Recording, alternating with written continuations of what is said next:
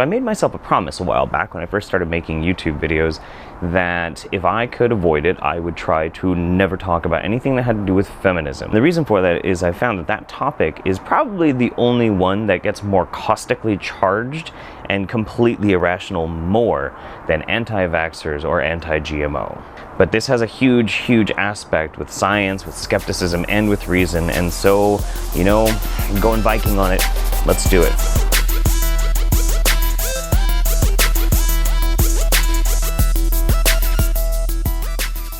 So I'm sure most people have heard by now that there was a knighted Nobel laureate scientist by the name of Tim Hunt, and he recently had quite a bit of scandal that happened because of some comments that he made out of turn, you might say, in front of probably the wrong people, and because of his poor attempt at levity, he was castigated and has been summarily dismissed, more or less, from his honorary positions of respect in universities. To put this in a more simpler way, he made what people perceived as sexist comments towards some female journalists, not about them, but in front of them, and it was reported and it was put onto the internet, and in response, everything went to shit. Okay, so what did he say? Let me tell you my trouble with girls. 3 things happen when they're in the lab. You fall in love with them, they fall in love with you,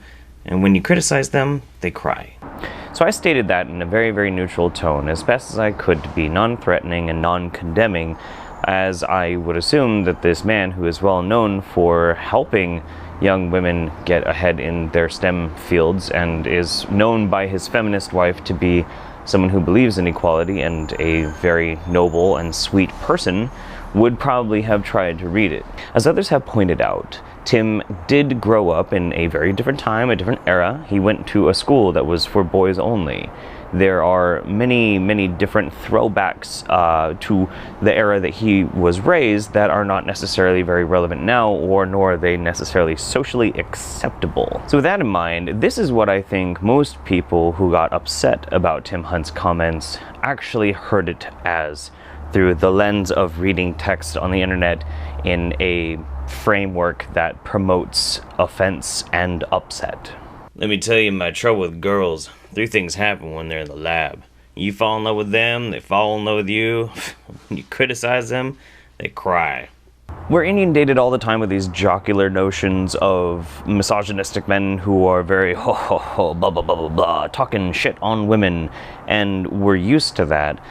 We don't like it, but we see it in popular culture all the time. And yes, we call it out sometimes, and yes, most of the time we just have to sit and stew and be angry about it. Grr.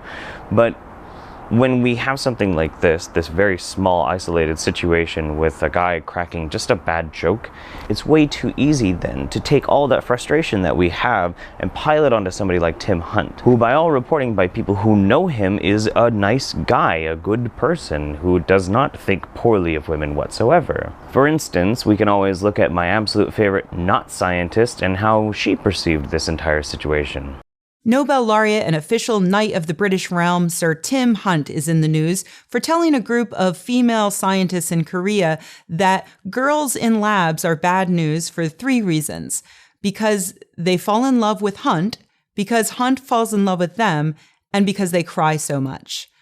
I have a pretty good idea of why they're crying. It's because they can't figure out what they did in life to deserve the horrible magical curse that made them fall in love with a gross-ass, scraggly-haired, septuagenarian, sexist asshole. He's obviously just angry that now the whole world knows he's a dipshit, so he's much less likely to be able to trick grad students into fucking him using the line, "Hey, have you ever touched a Nobel Prize?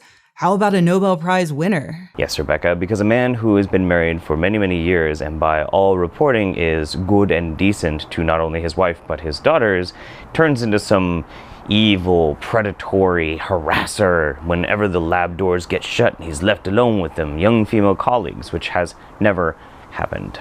By all accounts so far, nobody's stepped forward and been like, yeah, actually, he was gross and hit on me. Or how about the opinion of this mouth breather? The 19th century views he has of women in science is typical of many older men and is a big reason for the lack of women in science. His explanation only demonstrated he has zero understanding of how misogynistic he really is. He's like a KKK member explaining why he isn't really a racist and only wants segregation as a matter of fairness to all.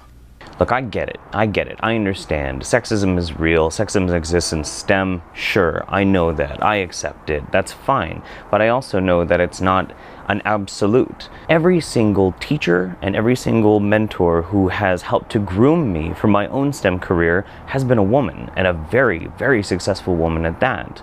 I can see that women can absolutely achieve in STEM, and is it stacked against them at times? Maybe, perhaps. But at the same time, if we're trying to push this idea of an endemic sexist situation where a man's poor joke is so damaging to us because of our offense, that we can put enough pressure through society that he then is removed from his career, that's wrong. That's wrong. There's nothing different to me between that and a religious institution telling us what we can or cannot do in the pursuit of knowledge. I shudder to think that I live in a world where a man who has helped us understand the very basis of cellular microbiology and that has helped to discover the proteins and enzymatic reactions that are part of the fundamental framework for cellular division are dismissed because of his poor sense of humor, or that we could brush aside and not be able to focus on the incredible achievements of a man because we don't like the shirt he wears. Should we always try and promote a positive message in everything we do? Sure, absolutely. But there is something that we should always take with us, especially when we get into these types of conversations and we find something that seems distasteful to us. And I remind myself of it every single day. Just because you're offended doesn't mean you're right. Hey, this is Jeff's kid. If you like his videos, don't forget to hit that thumbs up, subscribe if you want to see more videos like it, and share with your friends.